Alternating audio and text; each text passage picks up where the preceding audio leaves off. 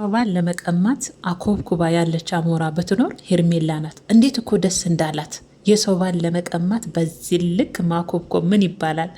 ሰላም ጤና ይስጥልን ውድና እየተከበራችሁ የቻናሌ ቤተሰቦች እንዲሁም የሩታዬ አድናቂዎች ወዳጆች የኔ ቅመሞች እንዴት ናችሁ? እንዴት ሰላም ነው ወይ? ሁሉ መልካም? እኔ ጋር ሁሉ ሰላም ሁሉ መልካም ነው፣ እግዚአብሔር ይመስገን። እናንተ ጋርም ሁሉ ሰላም ሁሉ መልካም እንደሚሆን ተስፋ አደርጋለሁ።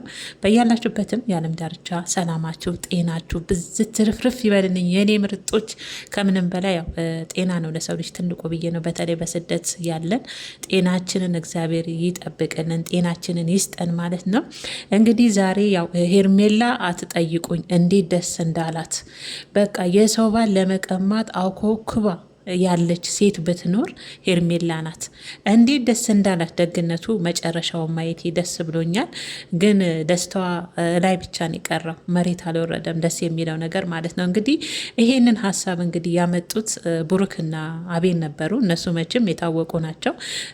እነሱ ነበሩ አበባውንና ቀለበት እንዲያደርግላትና ፕራንክ እንዲያደርጋት ነው። በነገራችን የአብርሽን ጠርተው ፕራንክ እንዲያደርጋት ተነጋግረው እምቢ ብሎ ነበር። በነገራችን ሲያስመስል ነው ነገሩና እንግዲህ ቀለበቱን ሊያደርግናት አይኗን ገልጣ ወዲያው ዞር እንዳለች ወይዘሪት ሄርሜላ፣ አብርሽ ደግሞ ከኋላ ቀለበቱን ጣል አድርጎ አበባውን ወዲያውን ያየችው ቀለበት ስለነበረ ምን ነው ተስፋ ሰታይን ተስፋዬን ወዲያውኑ ቀማኸኝ አብርሽ፣ አሁን እኮ እጅ ላይ ደስ የሚል ወርቅ ቀለበት አይቼ ነበር አለች።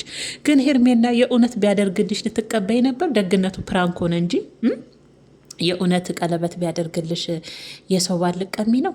እንደው ምን አይነት ባለጌ ነሽ! እንደው ምን አይነት ስግጥ ያልሽ ሰገይጤ! እንደ ወንድ የለም የተባልሽ እኮ ነው የምትመስዩ አንቺማ። እንደው የእውነት አሁን ያንን ቀለበት የእውነት ቢያደርግልሽ ልትቀበይ ነው? የልጅ አባት የሆነ የእውነት አታፍሪም? ሺ የሚባል ነገር የለም። የሰው ባል ለመቀማት እንደዚህ አኮብኩቦ መደሰት። ተስፋ ሰተኸኝ ተስፋዬን ቀማኸኝ አላለችም? ኧረ እባክሽ እንዲያደርግልሽም እየጠበቅሽ ነው። አይቀርም አንድ ቀን ሊያደርግልሽ ይችላል። በተስፋ ጠብቂው።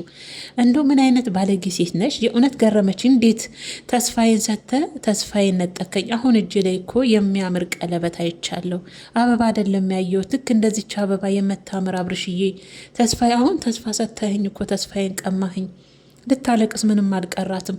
በፊትማ ቀለበቱን እንዳየች በጣም ነበር ደስ ያላት። ሊያደርግላት መስሏት። የኔ እናት እንደው ወንድ ጥምት ያለሽ ነው የምትመሲው። እንደው እግዚአብሔር ይቅር ይበለኝ እንጂ የሆነ የወንድ ችግር ያለብሽ ወንድ የጠማሽ ነው የምትመሲው። ወይኔ በስመ አብ ወልድ፣ በጣም ከባድ ሴት ነሽ። እና በዚህ ልክ ቢያረግልሽ ራሱን ቢያቲም ማለት ነው አይደል?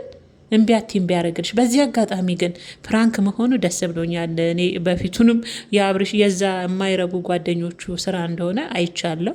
እስከ መጨረሻው ማየቴም ጠቀመኝ። ፕራንክ ነው ግን በስሜቷ ላይ ጢባ ጢቤን የተጫወቱት። አሸንጉሊት እኮ ነው ያደረጉሽ። በእናትሽ ምን አለ ክብርሽን እና ራስሽን ብትጠብቂ። በዚህ ልክ ምን አልበት እንደምትገመች አስበሽዋል? በተመልካችም በራሱ አብርሽ አብርሽ አብርሽ እያሽ ቂጡ ስልጥ ሉጥ የምትይው ራሱ ምን አለ እንደሚገምትሽ አስቢ። ላንቺ ያለው ቦታ በኋላ ላይ ሚዛኑ እንደሚወርድ ታውቂያለሽ። በዚህ ንክ ስትንገበገቢ ስትንሰፈሰፊ የባለ ትዳርን ባል ለመቀማት እንዲህ ስትሆኝ ላንቺ ያለው ክብር እንደሚወርድ አታውቂም። እና ለክብርሽን ብታስጠብቂ። እኔ ደግሞ የምትገርሙኝ ማለት ነው የአብርሽ ጓደኞች አቤልና ብሩክ ምርጥ ጓደኞች ምትሉ፣ አቤት አቤት አቤት ምርጥ ጓደኞች ናቸው አደለ? እንደ አድንቃችሁ ልባችሁ ልቅ ብሏል። እነሱ መሳዮች ማለት ነው። አሁን አቤልና ብሩክ እንደሆነ የሚሰሩት ስራ እንደው ለወጣቱ ስለተመልካች ምን ያህል የሚያስደስት ነገሮች፣ ዝሙትን ማስፋፋት፣ ዝሙትን ማስተማር፣ ትዳርን ማፍረስ፣ ይሄን አድርግላት እያሉ በቀላሉ በቀልድ እያስመሰሉ እሱንም እሷንም ልምምድ ውስጥ የሚያስገቡ። ይሄ እኮ እያለማመዷቸው ነው። ነገ አብርሽ ቀለበትና አበባ በእውነት ይዞላት መጥቶ እንዲያደርግላት አላወቀም እንጂ እነዚህ ሴጣኖች እያስለመዱት ነው፣ እያለማመዷቸው ነው።